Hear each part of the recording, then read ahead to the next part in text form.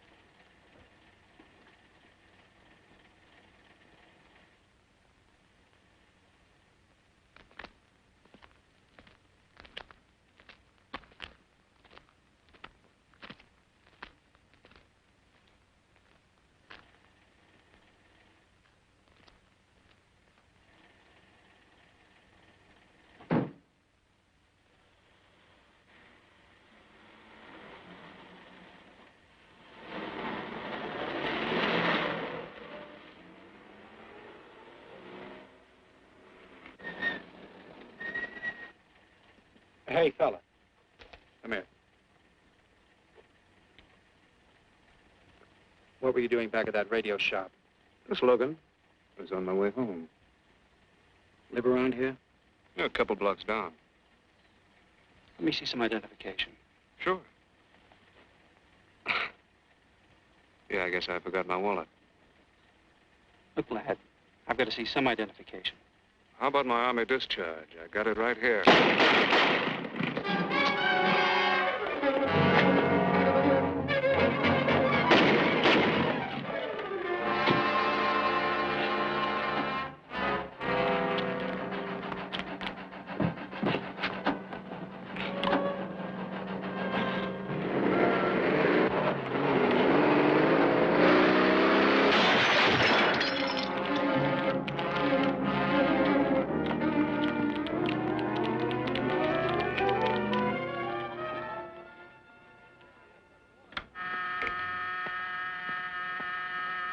Police Department, Operator 27. I want to report the shooting of a policeman. Hold on, please. Give me that again, please. I'm calling to report the shooting of a policeman. What's the address? 5057 State Street, just west of Santa Monica. Just a minute. Receiving hospital. Operator 2. Operator 27, 5057 State Street, 5057 State Street. An officer has been shot. Send an ambulance. All units in the vicinity of State Street and Santa Monica Boulevard. Proceed at once to 5057 State Street, 5057 State Street. An officer shot. Code 3.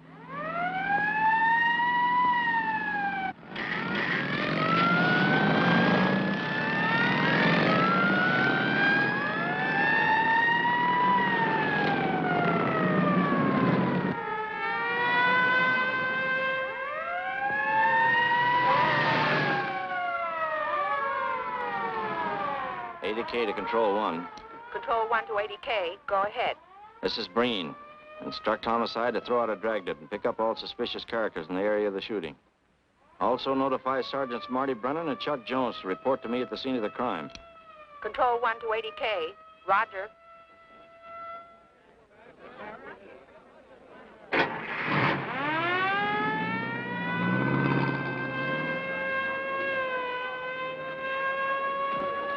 I see. Well, what have you got so far?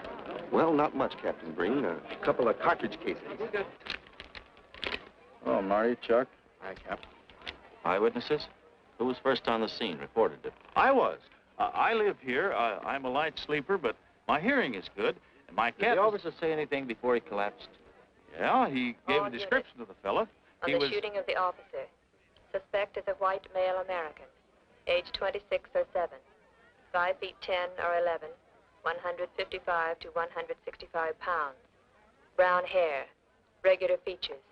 Pencil mustache. Repeat broadcast. All units. Is that about it? Yes, sir, exactly. And the officer kept saying, he looked like such a nice kid. He looked like such a nice kid. As if he couldn't believe what had happened to him. I see. Is that all? Yeah. Thank you very much. Yeah, well, anything else I can do, I'd be glad to help you. We may call you. Get his name and address, will you, Bob? This door been checked, Lee? Yeah, it's okay, Captain. Find anything? Nothing but some smudges so far.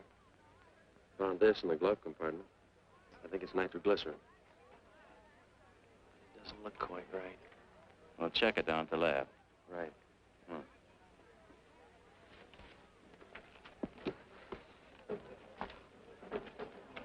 Open this up, Joe. No key, Captain. Try it open. Give me that bar, Frank.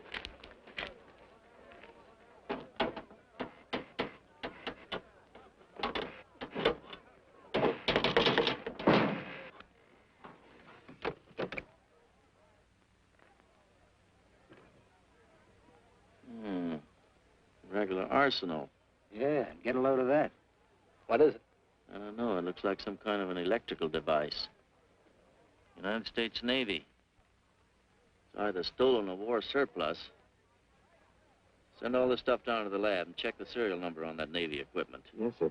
Captain Breen. We found these in the weeds over by the radio store. What do you got? A pair of cloth gloves, Captain. Well, he thought of everything, didn't he? All right, give them to one of the technicians. Yes, sir. Marty, you and Chuck come along with me. Let's go downtown and see what they picked up in the Dragnet. Right.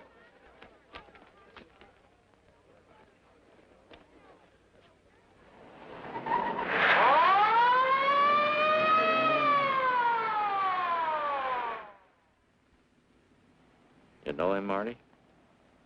Yeah. I know his wife, too.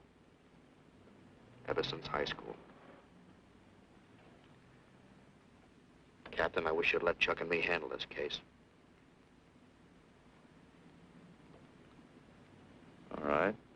I don't want any dead heroes. I just want the man who shot Rollins. The suspects began to arrive at headquarters in droves. The police tossed every motel and hotel and many private homes in a 4-square-mile area around the scene of the shooting. Every available radio car and patrolman and detective was out on the Dragnet. The strings were being drawn tighter and tighter. Many a man returning from a date or a late party or a poker game surprisingly found himself in a squad car, its siren screaming as it brought him to the detective bureau. The Dragnet gathered in some strange fish, and many ordinary ones.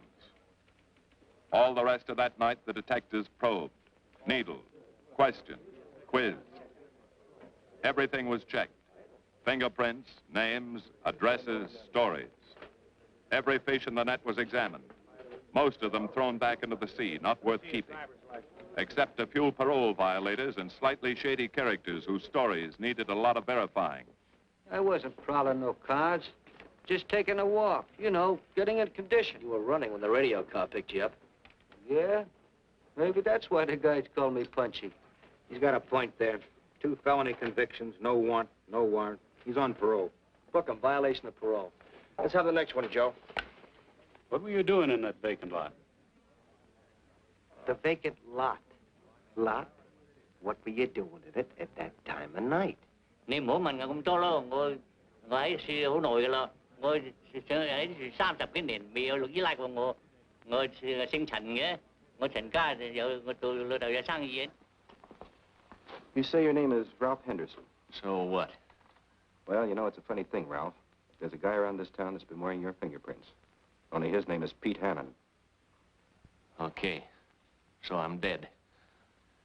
So what's one more confession in my life? Now you're talking, Hannon. Okay, Andy. Hello, Harry. What have we got here? Oh, some robbery suspects. Candidates for San Quentin. Handsome here is the big shot. He runs the outfit. Have a gander at his record. Car theft, escape from reform school, robbery, assault with a deadly weapon. Not bad. Look at the heater we found on him. German Luger, fully loaded. Redhead here tried to carve up one of the arresting officers with this pretty toy. Nice boys. By dawn, many minor wrongdoings had been uncovered, and a few incipient felonies. The checking of the suspects had been thorough, painstaking, and tedious. But all the work was for nothing. The man who had shot Officer Rollins was not among them. He remained no more than a description, a shadow of a man, mysterious, elusive, deadly, hidden away somewhere in the vast city. As for Rollins himself, he couldn't help. He was in a coma at receiving hospital. Mrs. Rollins waited out the long, tense hours while her husband fought to live. Many another officer's wife had so waited. Many another will. The word came shortly after sunup.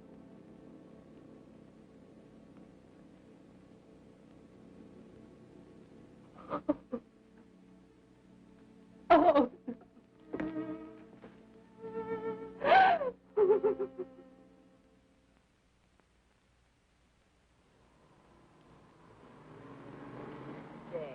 A white male American, 26 or 7, 5 feet 10 or 11, 155 to 165 pounds, brown hair, regular features, pencil mustache. This was no frightened fugitive. What went on in his mind? Why had he set his hand against his fellow men, taken the life of another, of a stranger, of a man who was merely doing his duty? He must have some plan, some goal that called for sudden death to anyone who got in his way.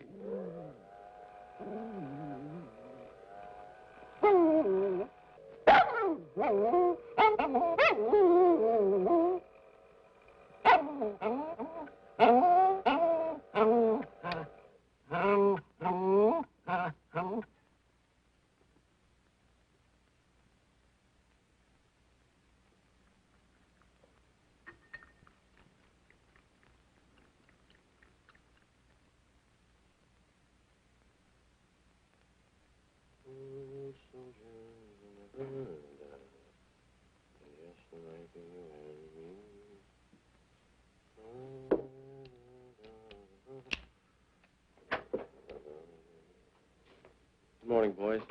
Morning, Lee. Hi, Professor. Well, I thought this was safe-cracker soup. You gonna drink it, I hope? I'm really a nice guy. Stick around. I'll prove it. Come over here.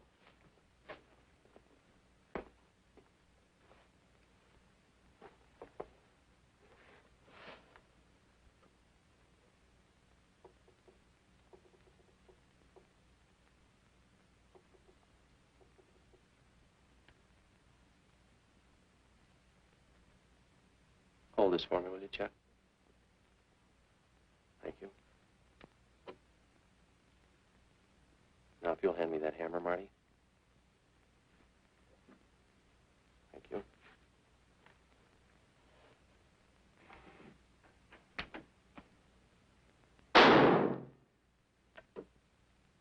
Yeah. Nitroglycerin. I didn't ask for a collection of fingers, just fingerprints. All those nice fingerprints on the car belong to the man it was stolen from, Cap. Nothing on the guns or picklocks? Not even an interesting smudge. The gloves? Common type, worn by undertakers. I'll check on them. They won't show anything. What did your scientific test show? A couple of little things. Tool identification on these picklocks. I got one under the scope. You want to take a look? Yeah.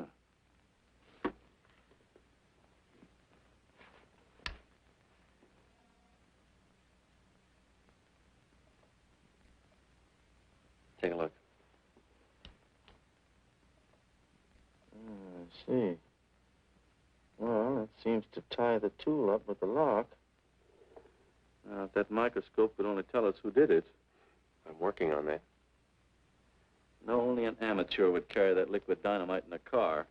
This boy's no amateur. Took the precaution of desensitizing it so it'll take normal shock. Took a lot of other precautions, too. No fingerprints, no identification, nothing definite. Except he's scientific. Knows electricity. Is inventive. Yeah. I'm happy on the trigger. This is Captain Breen. Get me Captain Stevens a burglary, will you? I hate to disappoint you, Lee, but I think you've come up with something. Hello, Steve. How are you? Did your daughter's marriage come off all right? Good. Look, Steve, on those burglaries of electrical equipment lately, were there any where picklocks were used to gain entry? Good. Well, let me know if there's another report of one, will you? I've got an idea the Rawlins killer may be tied in with those. Fine. And give my regards to the newlyweds, too. So long, Steve. Well, what are you waiting for? You've got a job, haven't you? Get going. Yeah, let's go, Junior. Hold this for me, will you, Lee? Thanks. And so, with no fingerprints and only a vague description to go by, Sergeant Brennan turned to the modus operandi file. A criminal, like any human being, has his own habit patterns, unconscious traits that can lead to his downfall.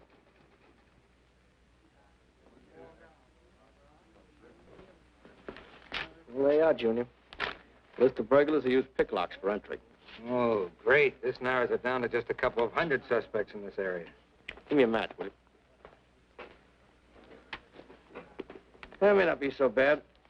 This guy's improved on the system. Maybe he's left his trademark on some other job. Well, here we go, legging it all over town, asking a million questions. What you paid for, isn't it? Am I paid to associate with you, too, Junior? You could do worse. Not this year. Come on.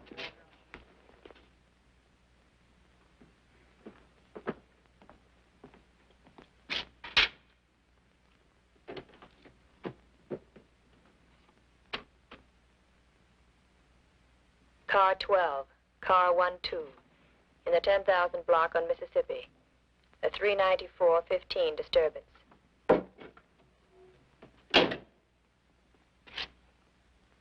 Car 80K, code 1.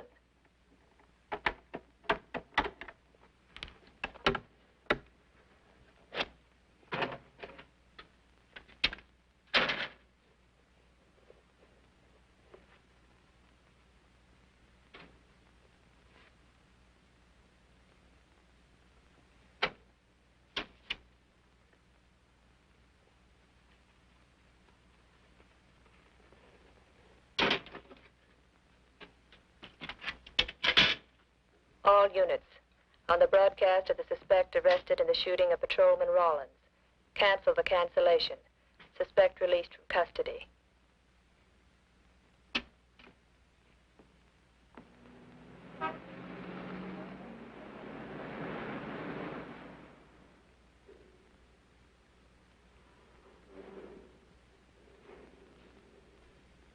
Oh, hello, Mr. Martin. You find Mr. Reeves in the machine shop.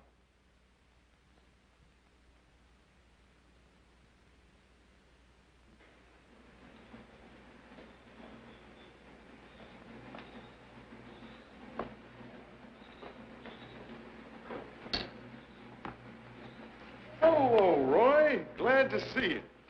How are you, Mr. Reeves? Hi. I was hoping you'd drop in. I wanted to thank you for showing us how to handle that repair job. Helped a lot.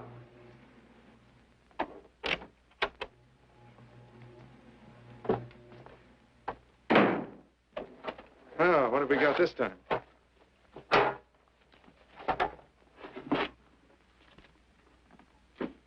Silograph.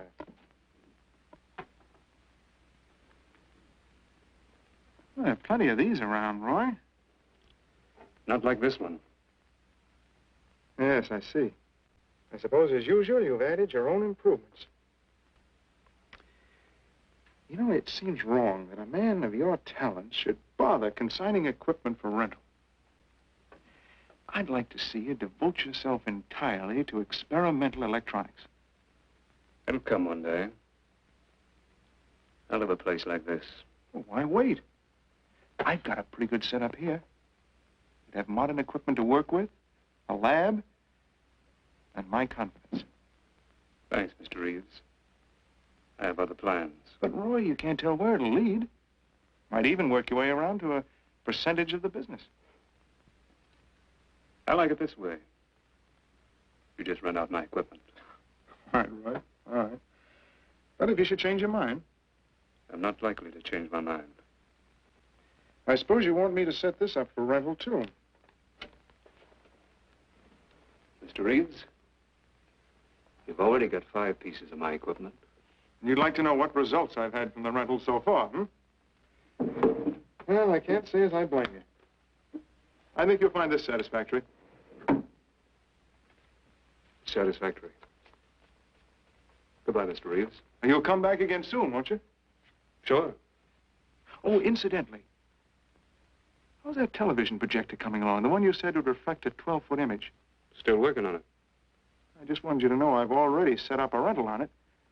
In fact, I think they'd like to buy. It'll come pretty high. Oh, money's no consideration with this customer.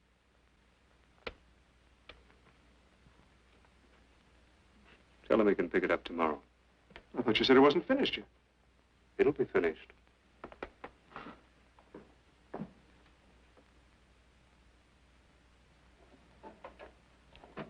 It uses an image fixer and then projects by ordinary incandescence. Roy, this is the best television projector I've ever seen. Let's hope that your customer thinks so. He will. Yes? Send him right in, Charlotte. There, you see, our customer is here, begging for the privilege of buying. Better be running along. I'm not much good at business. Oh, but Roy, he'll want to congratulate you. Just see that the price is right. All right, Roy. I'll get you a good deal. So long. See you.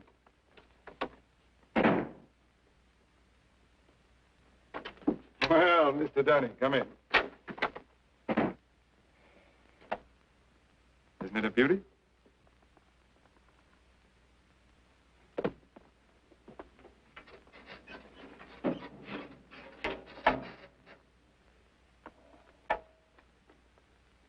It's a beauty, all right. You like it? I certainly do like it. You see, it's mine. What do you mean? Let me have the police. I built it. Spent years on it. Oh, you must be crazy. Roy built this machine himself. Your friend's a crook, Paul. You've been taken in. Hello? Give me the burglary detail. Dear Jim, regarding your inquiry on a .38 caliber Smith & Wesson revolver, sir. Oh, come in, boys. Burglary detail just sent this report through. There's a man named Dunning reports tracing a stolen television projector to the Reeves Electronics Lab. Think it's a tie with the Rawlins case? Well, take a look at this fellow Reeves and see what gives. I'll notify burglary. We're following up on it. Right. Come on, Junior. What else did he place with you for rental? Oh, a number of things. All war surplus that he bought on his veterans rating. Oh, is this more of his equipment? Yes. Yes, he left it here on consignment. I'm sure that Roy can explain everything. Well, maybe he can, Mr. Reeves, if you'll tell us where he lives. But I don't know. Mr. Martin's on the phone, sir. I'd better talk to him. I think so, Mr. Reeves. I'll take it in the superintendent's office.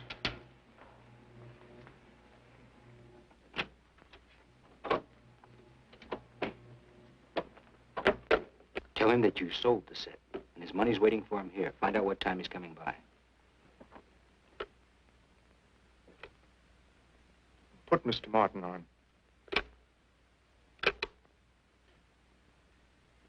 Hello, Roy? Yes, I've sold it. Your money is waiting here for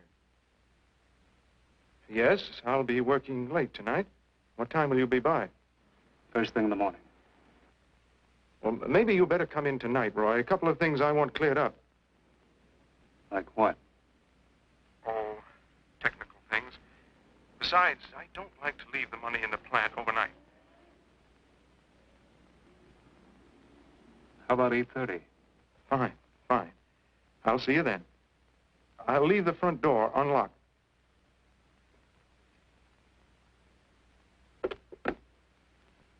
You'll be here at 8:30.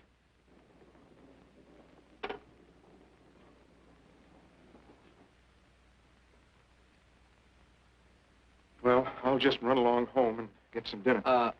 We'd like you to stay, too, Mr. Reeves. Why? For company. You want to cooperate, don't you, Mr. Reeves? Certainly. Good. Now, you just wait in your office. We'll be around. Very well. This way, gentlemen.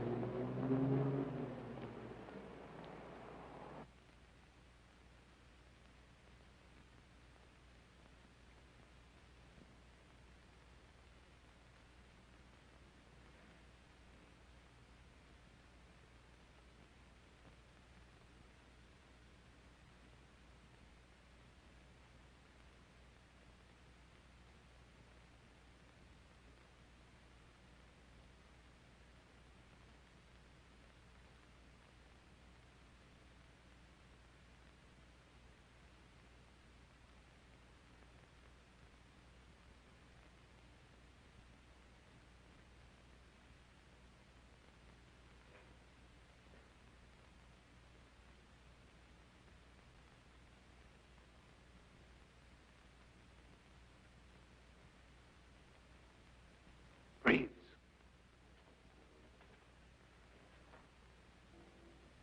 That you, Roy?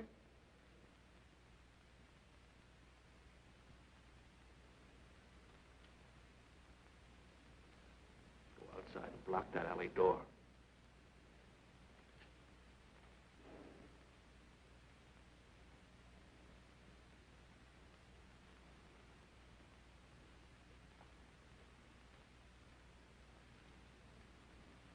Where are you, Roy?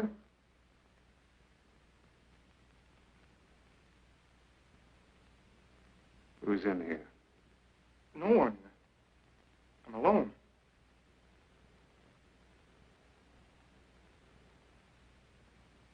Come on in. I've got your money for you. Bring it out here. All right.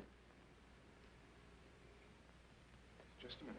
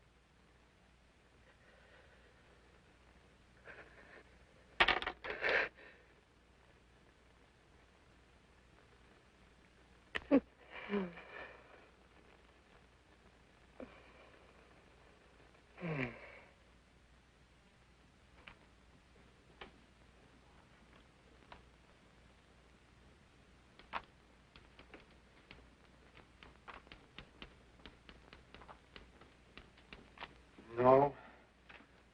None of them even looks like Roy Martin. He had such a fine face. Didn't keep him from carrying a gun. Or didn't you know that? No, I didn't. I've told you all I know, all he ever told me. What about his friends? Didn't he have a girl? No, I don't think so. He had no interest in anything but electronics. Where'd he pick up the subject?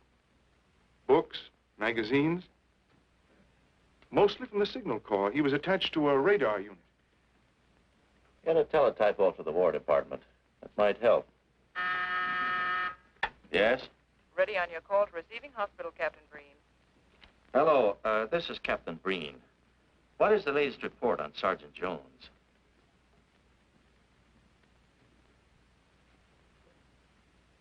I see. Well, let me know if there's any change, will you? Thanks. Chuck's in pretty bad shape, Marty. He's paralyzed. May never walk again.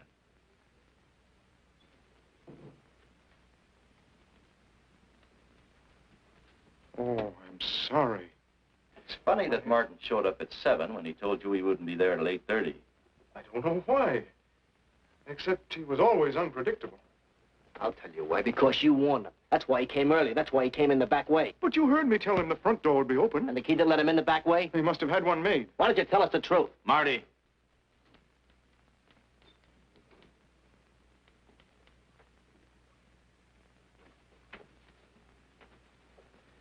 Now, look, Paul.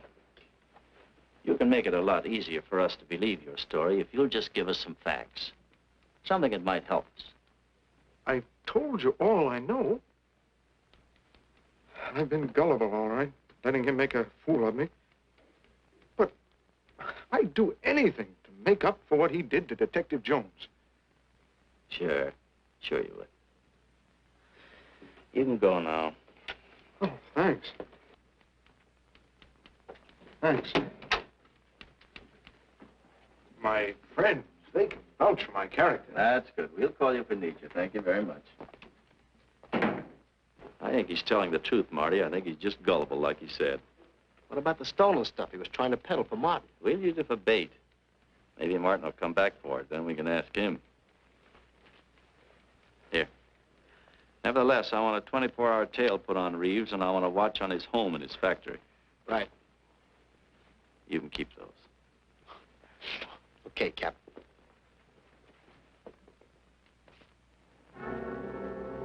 And now the killer changed his tactics, his modus operandi. It would baffle the police. They always expected burglars to remain burglars, not go in for stick-ups. They'd never tie this up with him. So wearing a variety of disguises, coming and going like a shadow, ready to kill if cornered, he struck the bottle stores in a one-man blitz that had the robbery detail dizzy.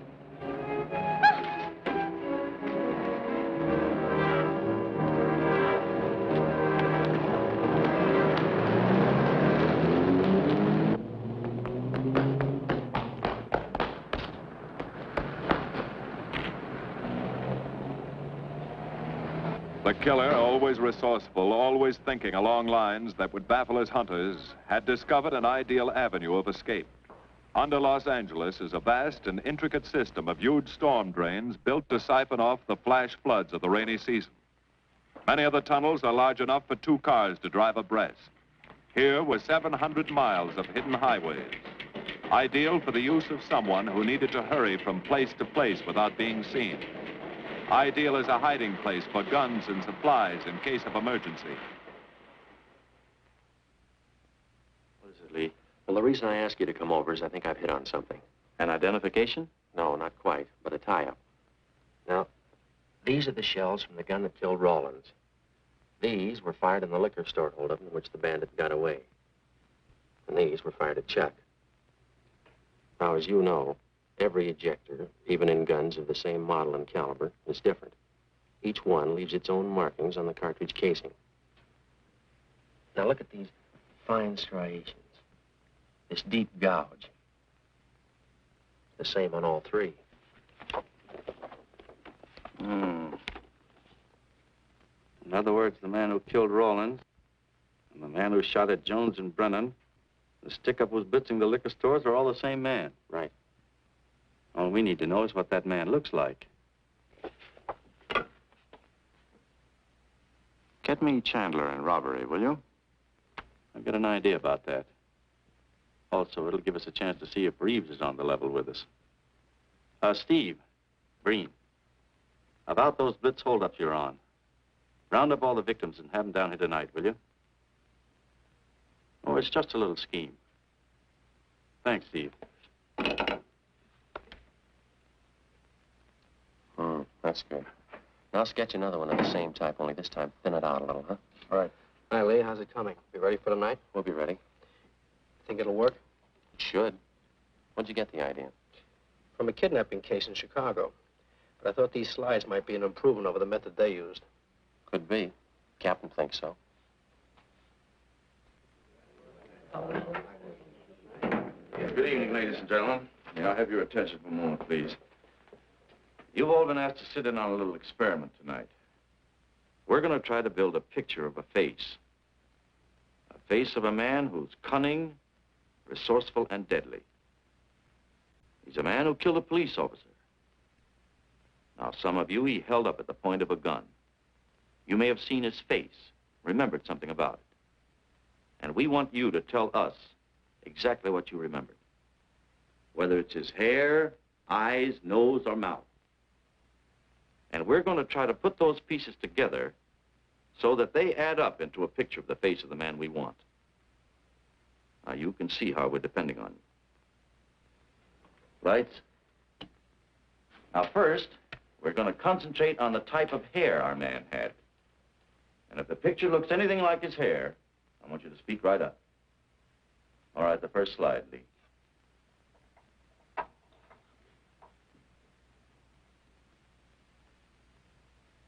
His hair had waves in it, well-groomed.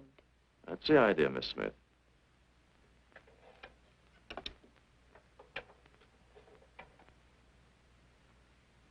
Is that any closer? No, it was parted on the side.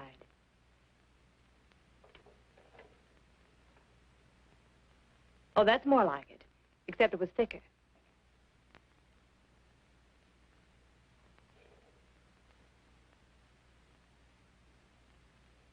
Oh, that's very close. Yes, that's the way his forehead looked. It was broad and high. All right, hold that slide. On the next series of slides, we'll take into account his eyes.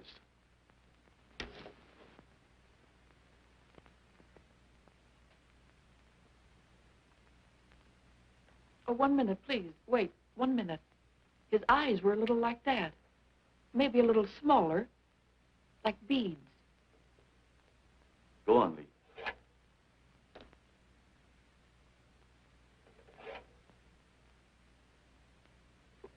Now you've got it.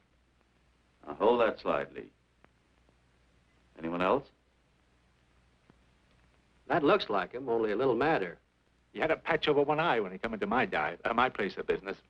I remember noticing that the one showing was blue. Well, the guy that stuck me up had on horn-rimmed glasses. He was wearing a Band-Aid across his nose when he knocked me over. Uh-huh. All right, hold that, Lee. Well, so much for the eyes. Go ahead.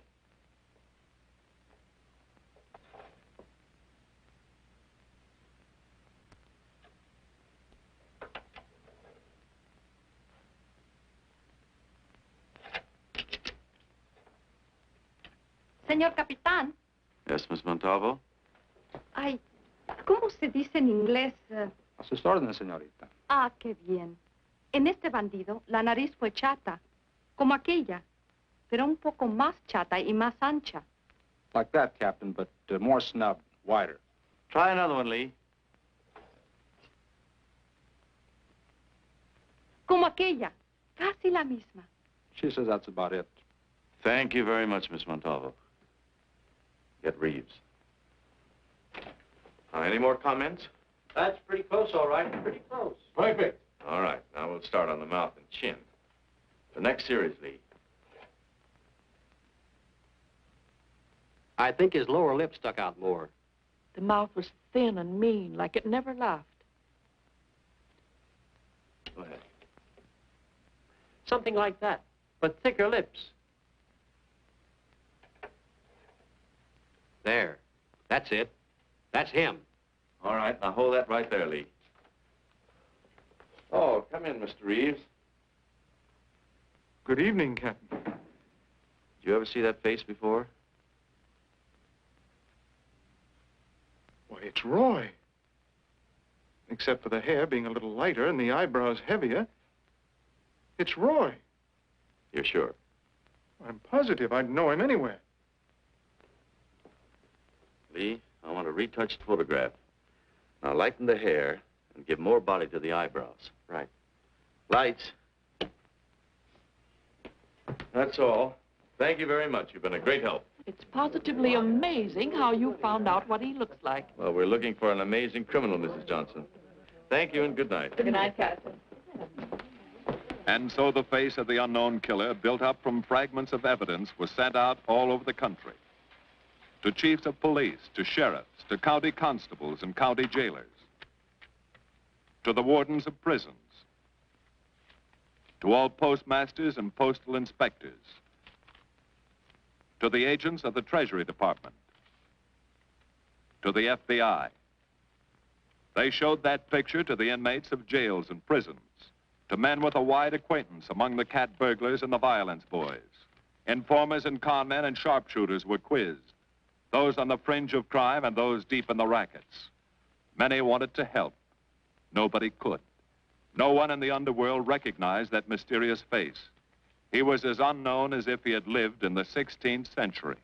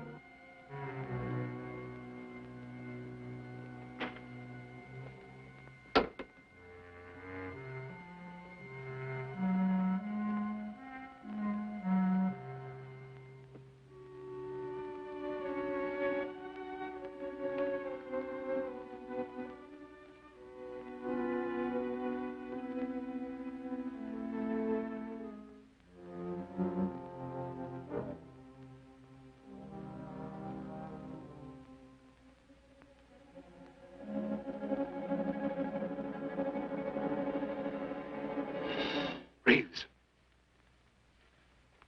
Roy. Listen carefully, Reeves. Control yourself. I know you're alone in the house. Act like you're alone. Cops are watching every move you make. The police here? They got you staked out like a muskrat hide, watching you around the clock. Here at your plant, tailing your car. Sit in that chair. Pick up 3 books.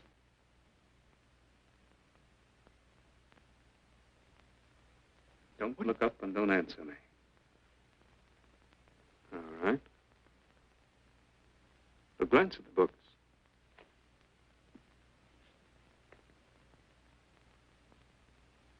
Pick one of them.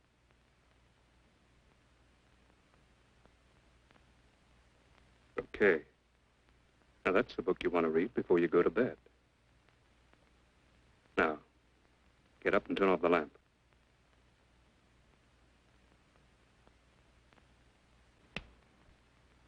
Come here.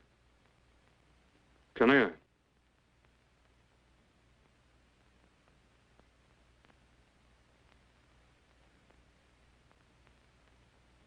Go in the den.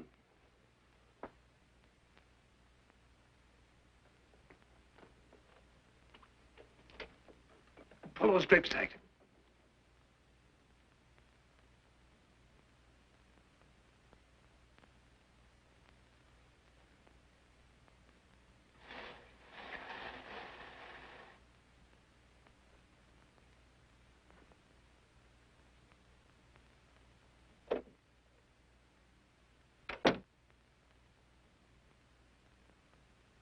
Now get away from him.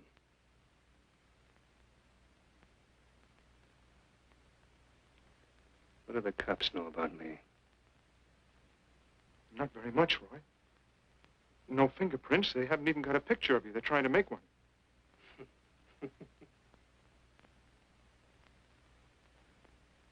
How much cash you got in the house? None. I never keep any cash in the house. It isn't good business.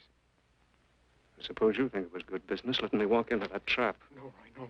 Don't do anything you'll regret. Now listen to me. It isn't too late. Give yourself up. Come to your senses before you kill someone else.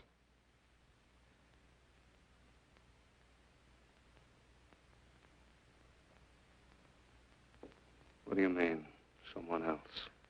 What do you mean? Nothing. The two officers, they said one of them might die. He's still alive, isn't he? Reeves? I never thought you'd stooge for the police. You almost got me killed. Roy, you know the police are right outside. You'd never get away with it.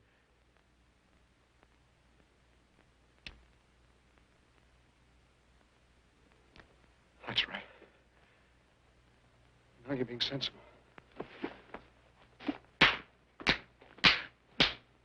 I know there's money here. Where is it? Don't worry. I'll get it.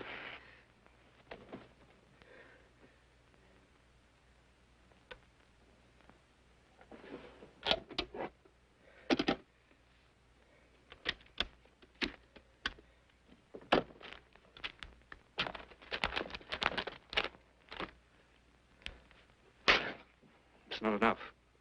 Stuff you've got in mind is worth thousands. I'll get more. Get it. Keep it handy. I'll be back next week, next month. But get it and have it ready. Just give me time.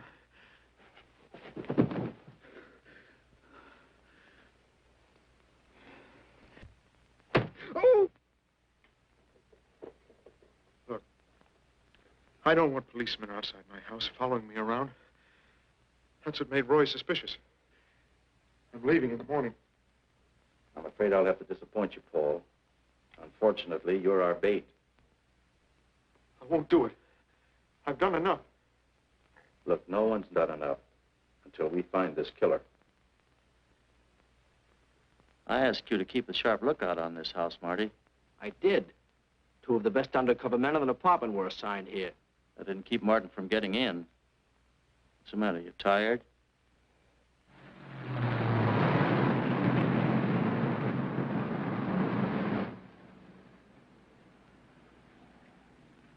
You got any idea how long you've been on this case, Marty? Months. Long enough to have come up with something by this time. You know any more about the Rawlins killer than you knew the first week? Yeah. He's about the toughest nut I've ever had to crack. That's what I told the chief when he called me in this afternoon, wanted to know why the case hadn't been broken. Look, Captain. Rawlins was a friend of mine. So's Chuck. I've got a bigger stake in this than the chief knows. I'm doing everything I can. I'm afraid it's not enough, Marty. Maybe you're too close to it to see it clearly. Maybe it needs a fresh team, a new viewpoint. I think you better take a couple of weeks off, Marty. Starting tomorrow. Anything you say, Captain.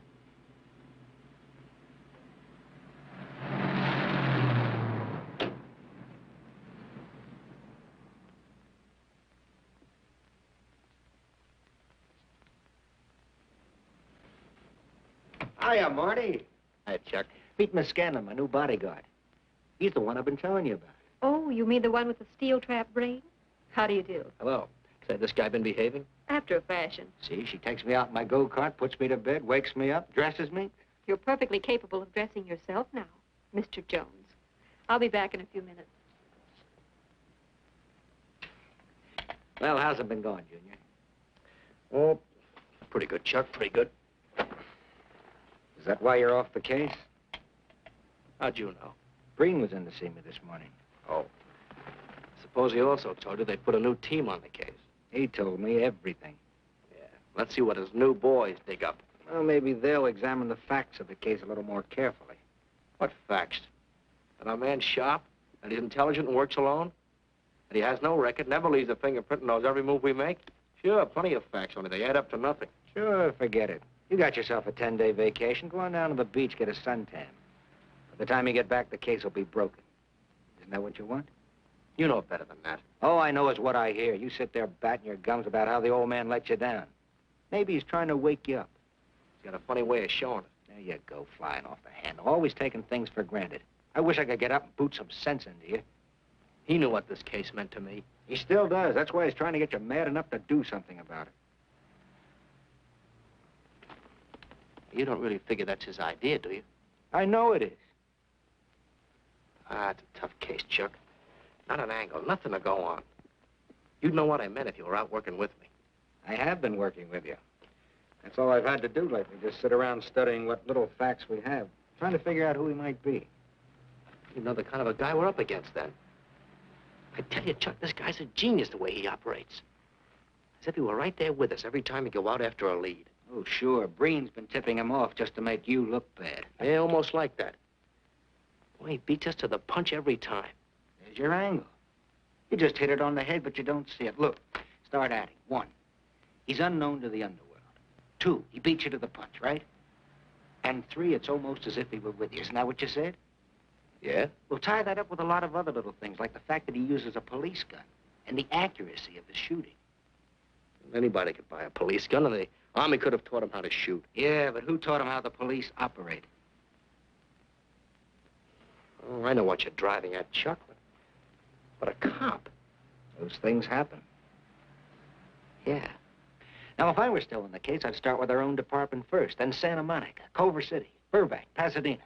See you later, Junior. Hey! Don't let him out of your sight, beautiful. It's the first time in years he's used his head.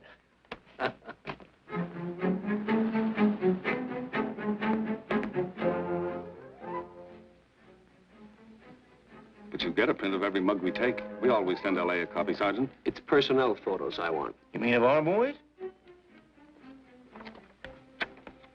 That's Roland's killer, isn't it? That's right. You've checked your own department. We did that first.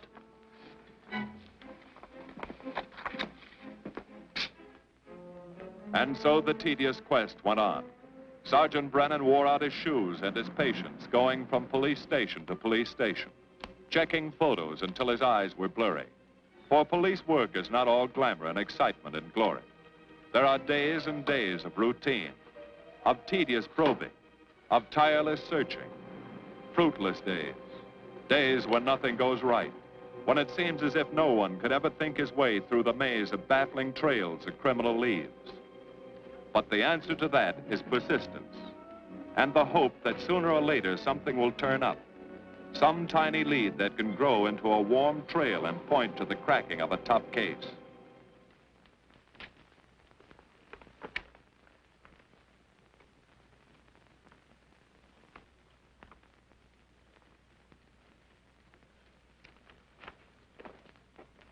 Well, that does it, boys. Can't say I'm sorry you didn't find him in here. I'd hate to think it was a cop. Doesn't seem to be anybody. Just a lot of pieces of a face that never existed. Do you mind if I see that again? Sure, frame it. Put it on your dresser. Wait a minute. He wasn't a cop. He was a radio technician right here in our dispatch office. What did you say? I'm saying he worked here in 42. Well, come on, give. I remember the kid well. He was sort of strange, never bothered with anyone in the department, just kept to himself. But he was in line for promotion when he was drafted. Where was he living at the time? I don't remember. Try the dead files. He never asked for his job back after the war. I remember writing to him about it, though. He was an excellent worker. Oh, yeah, here we are. Yeah, this is it. Took a while before he answered, but like he says in the letter, he wasn't interested.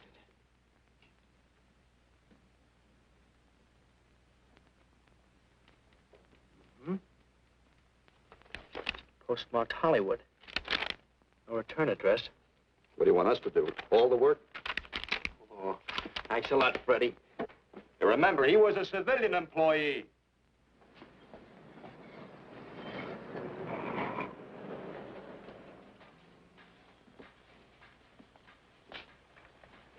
Well, how about it? Anybody recognize him? Not on my route. I never saw him before. Yeah, okay, fellas. Thanks very much. I thought for a minute... No. And yet that face.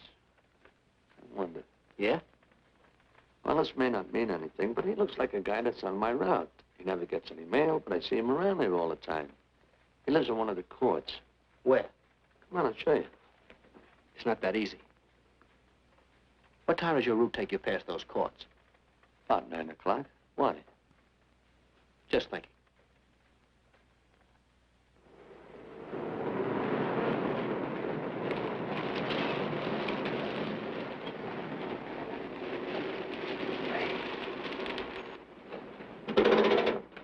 You got any chocolate milk? Sure have, buddy. Yeah. Thanks. Which apartment? Straight on back. Second in the yell. Number 7. Right. Kind of warm today, huh? Oh, it's not too bad for this time of the year.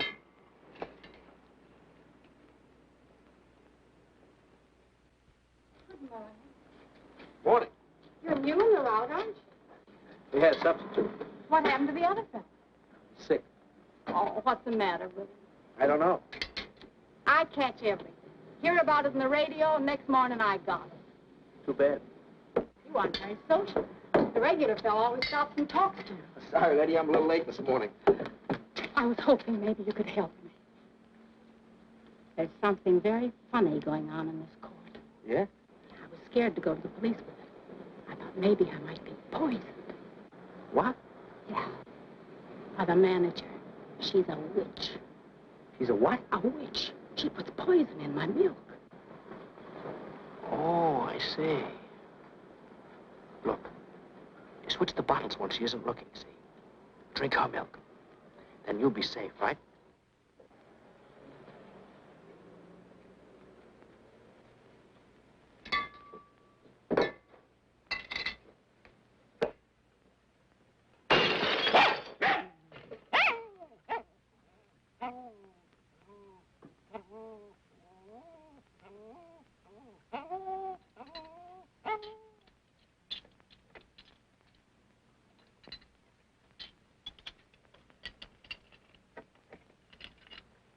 Why, I had a little accident.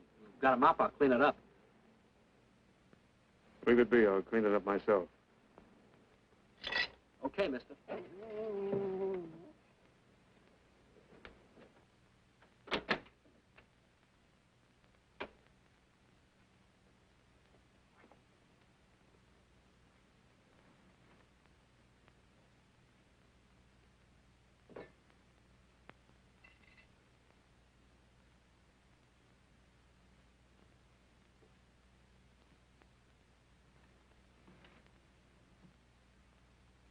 The place is called Bellevue Court.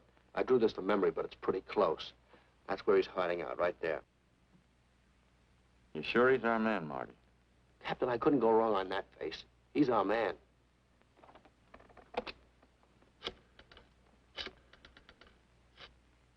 Now, there are 5 cottages in this area, and 2, number 6 and 7, in the L at the end of the row.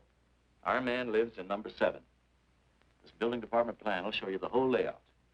It's bounded on 3 sides by Fuller, Santa Monica, and Poinsettia. Now, the court is partly surrounded by a high wall. Breen, homicide. Good. You keep your eyes open until we get there. Morgan has just gone into his bungalow alone. Any questions? All right, you all have your instructions. Let's go.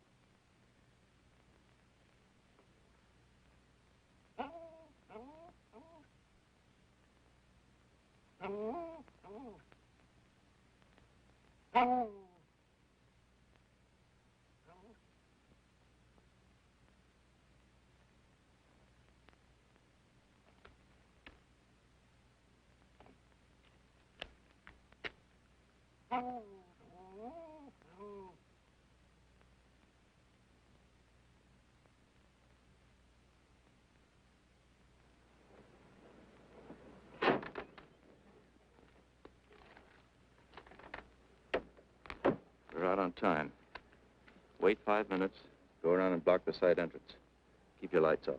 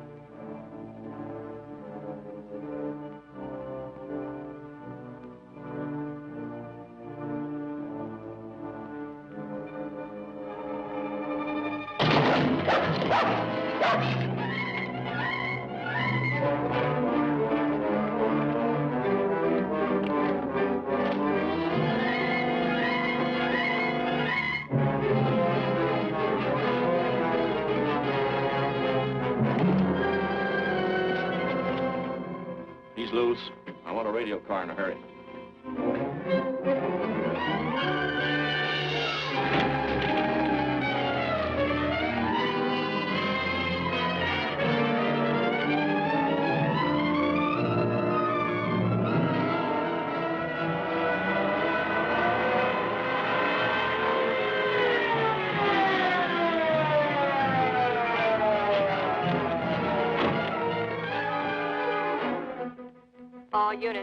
All units in the vicinity of Santa Monica and Fuller. The murder suspect in the Rawlins killing is at large.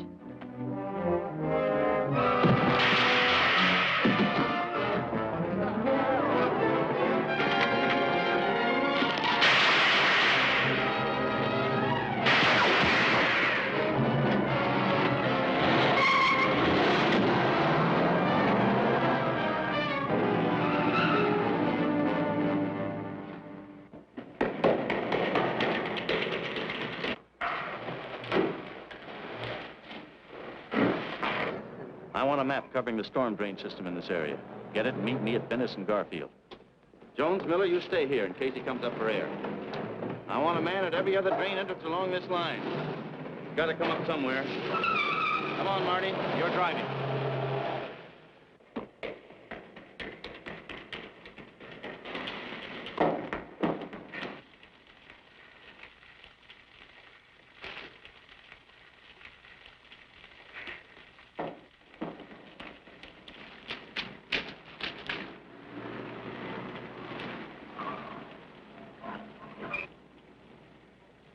Keep this drain covered.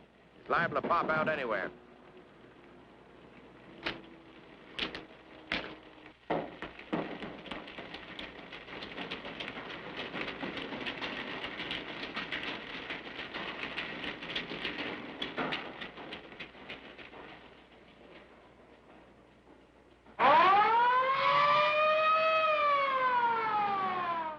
Why Venice and Garfield, Captain? It's the main intersection of the system. We can head him off that way. ADK to Control 1. Clear frequency 7. This is an emergency. Control 1 to all cars on frequency 7. Stand by. Control 1 to 80K. Go ahead. Notify homicide. Send the following to Venice and Garfield. 4 squads, battle lanterns, gas mask, tear gas. Urgent. This is a code 3. Control 1 to 80K. Roger.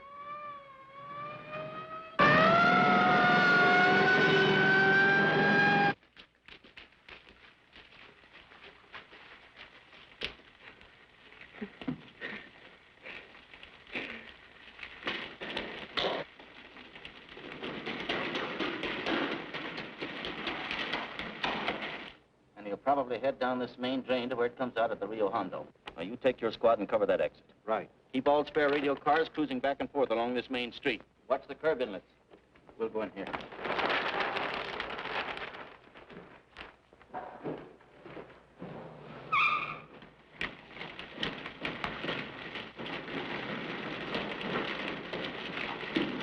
Any sign of him?